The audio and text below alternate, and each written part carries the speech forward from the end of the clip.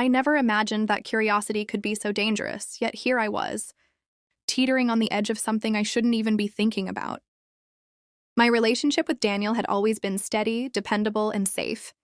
We shared a comfortable rhythm, weekend routines, quiet dinners, long walks, and that unspoken understanding that comes with years of being together. People admired us.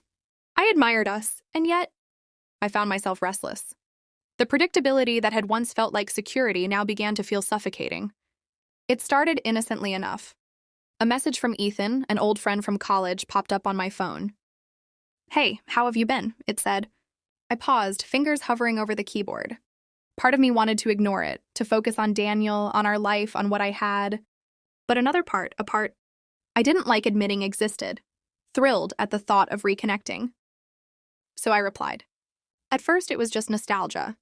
We talked about mutual friends, funny memories, and life updates. But then the conversations grew longer, later, more personal. Ethan asked questions that Daniel never had.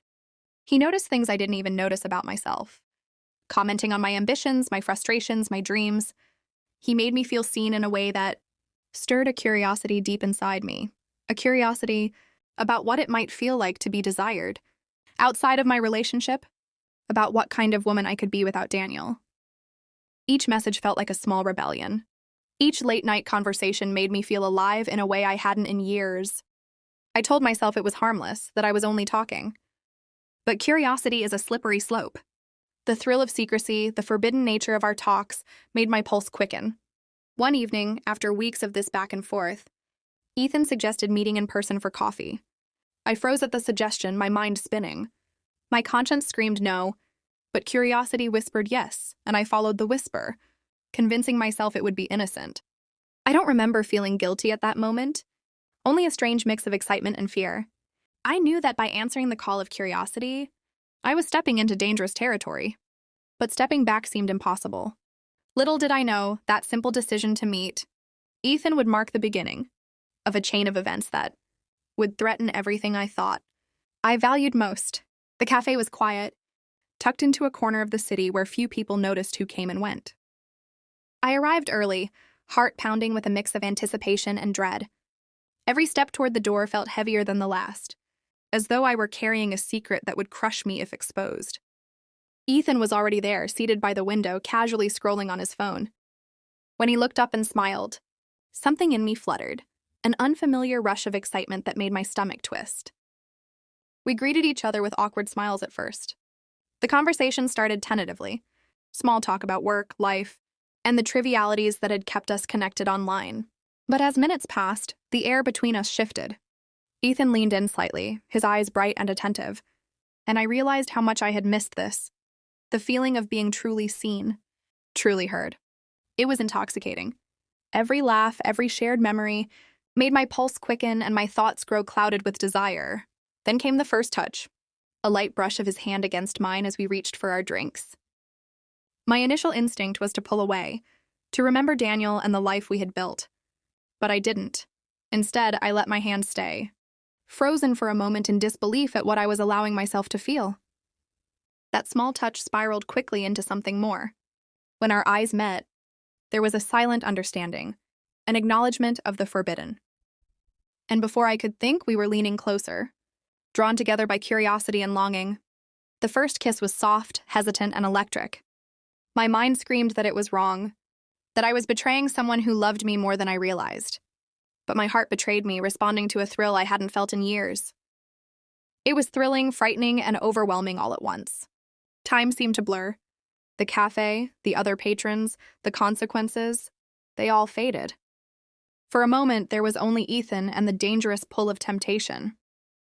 When it was over, I left the cafe with a heavy chest. The adrenaline faded, replaced by a wave of guilt that hit harder than I expected. I walked the streets alone, replaying every detail of our meeting, every stolen touch, every whispered word. When I returned home, Daniel was there, smiling as he always did, unaware of the storm inside me. I couldn't meet his eyes. I couldn't explain the guilt, the thrill, or the shame. I told myself it was a mistake, that it meant nothing. But deep down, I knew this was the beginning of something far more complicated than I could have imagined, something that would change everything. The truth has a way of finding light, no matter how carefully you hide it.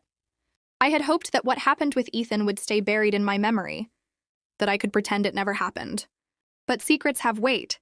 They press down on your chest, demanding release. And one day, Daniel found the proof.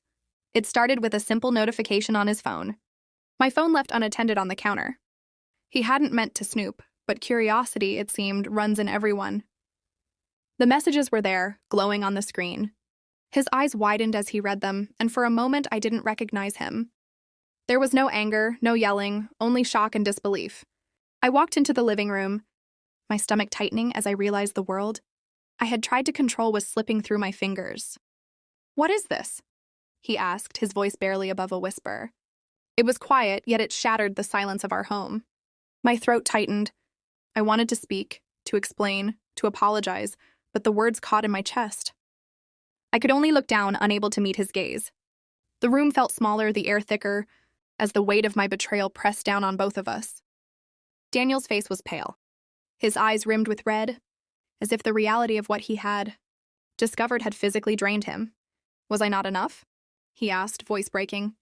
The pain in his question cut deeper than I could have imagined. Every syllable echoed through me, reminding me of the trust I had shattered and the love I had taken for granted. He wasn't angry, he was wounded, and that hurt more than any words of rage could. I tried to explain, stumbling over half-formed sentences. I spoke of curiosity, of the restless dissatisfaction that had clouded my judgment, of the loneliness I had failed to recognize in myself. But my words sounded hollow, excuses in the face of the raw pain I had caused. He didn't need my explanations. He needed my honesty, my remorse, and even that felt insufficient. Without another word, Daniel rose from the couch. He didn't yell, he didn't slam the door, he simply walked away, closing it softly behind him. The silence that followed was deafening. I was left alone with only the echo of my mistakes and the realization that some wounds aren't healed by words alone. That night, I understood that trust, once broken, demands more than apology. It demands accountability, patience, and a willingness to face the consequences of your actions. The days after the revelation were some of the hardest I had ever faced. The weight of guilt pressed on me constantly, making even simple tasks feel monumental. Daniel and I existed in a fragile silence, each interaction carefully measured, each glance heavy with unspoken emotions.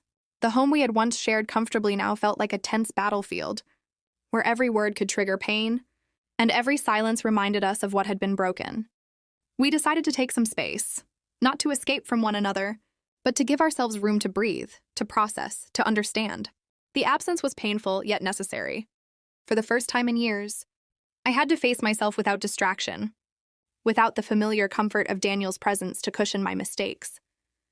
I confronted the parts of myself I had ignored, the restlessness, the need for validation, and the reckless curiosity that had led me down a path of betrayal. Each reflection brought shame, but also understanding. I realized that my actions were not just about desire or temptation. They were a mirror showing the gaps in my own self-awareness and the areas of my relationship I had neglected. Daniel, too, used this time to process his hurt. Our conversations were slow, cautious, filled with pauses and hesitant words. He asked questions not to accuse but to understand. I answered honestly, even when it was painful, even when my own voice trembled.